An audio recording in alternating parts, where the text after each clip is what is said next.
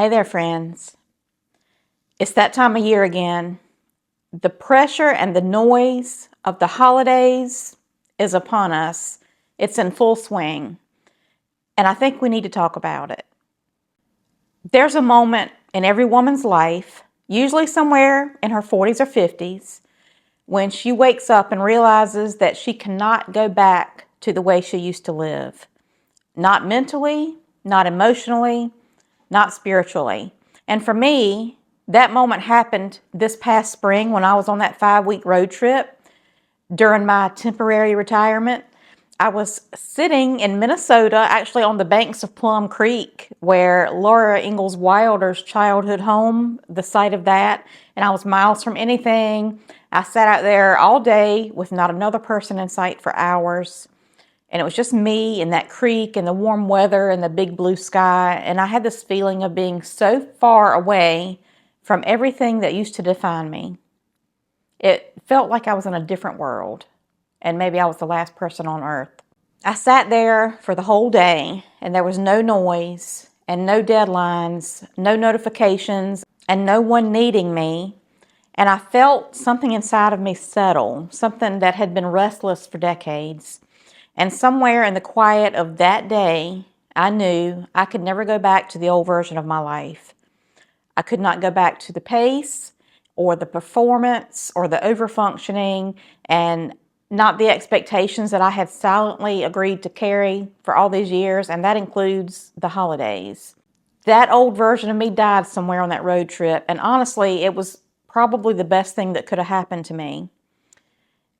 When I took 8 months away from the working world this year, I thought I was just taking a break and resting and catching my breath. I didn't really realize that I was stepping out of the matrix. And I didn't realize that once the noise faded and the stress dissolved, the truth would rise up like a movie that I'd somehow been living inside without knowing it. Friends, once you see the system clearly, you can't unsee it. You start noticing things that you were too exhausted to question before. So, on that note, why do women always do all of the holiday emotional labor? Why are we expected to make everything magical? Why are all the women running around stressed out and overspending, pretending that they love it even? Why is holiday cheer just a thin cover over burnout and debt? And maybe sometimes even depression, and certainly obligation? Why does that entire holiday season rely on women doing everything and then being grateful for the few crumbs of appreciation they may get on Christmas Day? And why do we call this normal? Since this holiday season started ramping up, I have felt like I'm standing on the other side of a glass wall, on the outside looking in, watching people rushing around, trying to create memories, trying to buy the perfect gift, trying to impress people who don't even know their favorite color. I saw women getting up at 3 in the morning to participate in the Black Friday madness. I walked down last weekend on Small Business Saturday, not big box shopping, but the local shops that I love, and I could not even make myself spend money on things that people don't need. I used to love buying gifts, I thought. I used to take pride in wrapping the gifts and using the pretty paper and the pretty bows. And it made me feel like a good mom, a good daughter, and just a good woman. But now I feel kind of immune. I feel like I'm unplugged from the holiday madness. I feel like I can see the mechanics under the holiday machine. And it is a machine. It's a machine that only works when we are stressed and rushing around and overspending and overextending ourselves. It's a machine built on kind of a lie that love must be proven through consumption and decoration and performance during the holidays. Once that lie breaks for you, the whole thing collapses. You look around and you think, what are we doing? And for who? And why? I know a lot of Christmas lovers out there are going to be angry about what I have to say next, but here it is. Whether you have a partner or you don't, most women end up carrying the entire season on their backs. Some of us did it alone for years because we were alone, and some of us did it alone even when we weren't alone. But either way, it was us doing the bulk of it. We bought the gifts, and we wrapped the gifts, and we cooked the meals and planned the menus.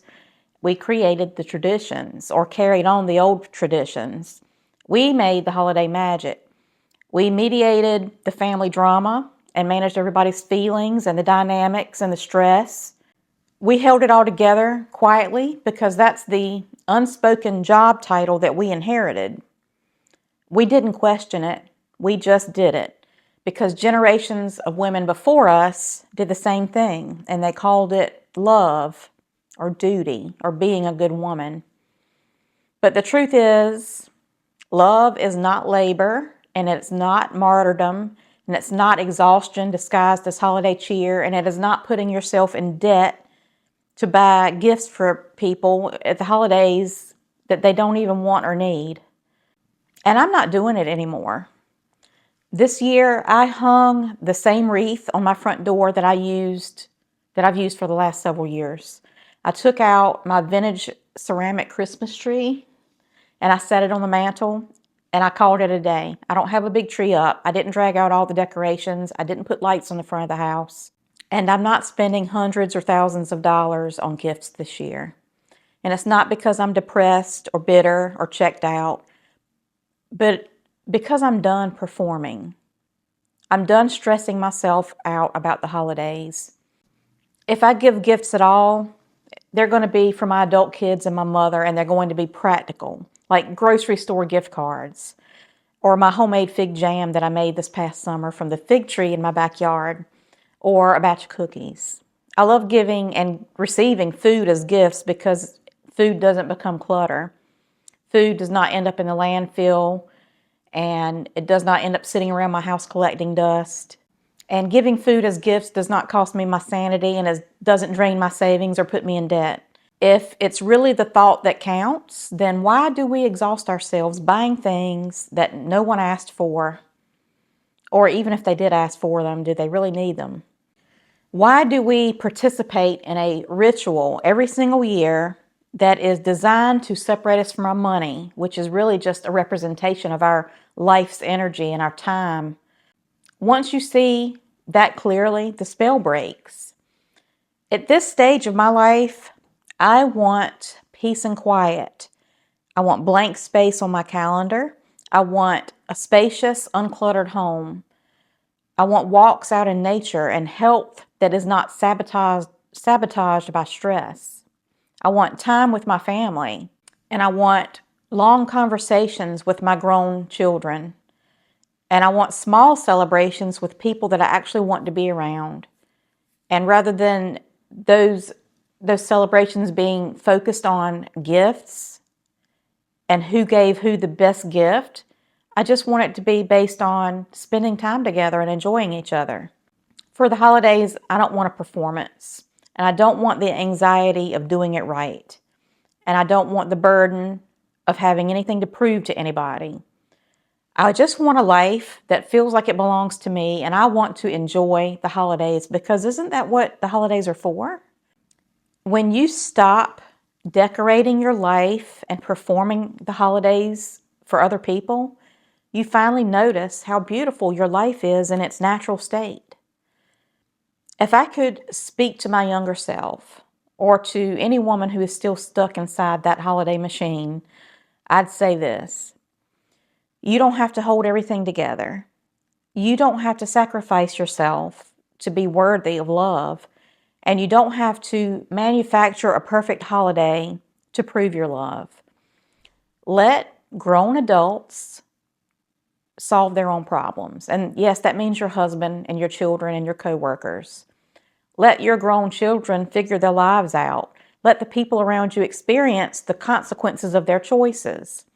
If they choose not to put a bunch of effort into the holidays, it's not up to you to make up the slack. Here's a well-known quote. You've probably heard it before, but I love it. Stop setting yourself on fire to keep other people warm. Your value is not in your labor or your holiday performance or in how little you keep for yourself and how much you give away to others. Your life matters outside of what you do for everyone else. You're allowed to take up space and rest and choose ease. And once you taste peace, you will do anything to protect it. Most of what women do during the holidays is pure conditioning. It's cultural, and it's inherited, and it's expected.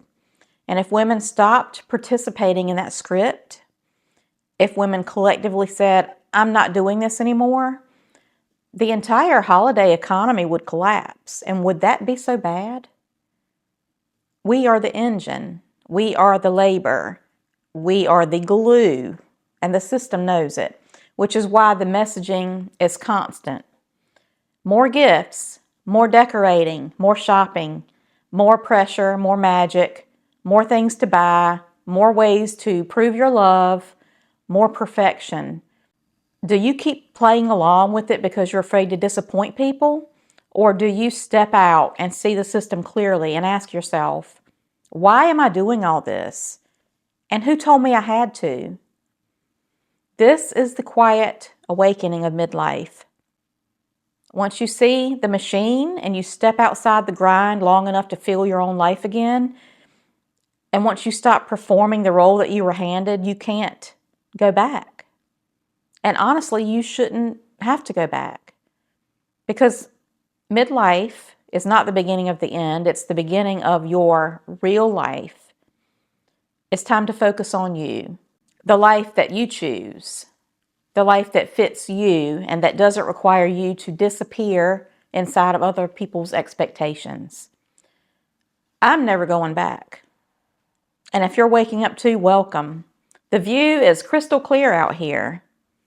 It's okay to jump off that holiday train. So I challenge you, what is something that you can stop doing this holiday season? Something that maybe you don't really enjoy, but you do it because everybody expects you to. Or does the whole thing just stress you out? Do you just wish that you could skip the holidays this year? Let me know down in the comments, what is at least one thing that you can let go of this holiday season? And if you've watched this far, thank you so much for staying to the end. I will see you in the next video.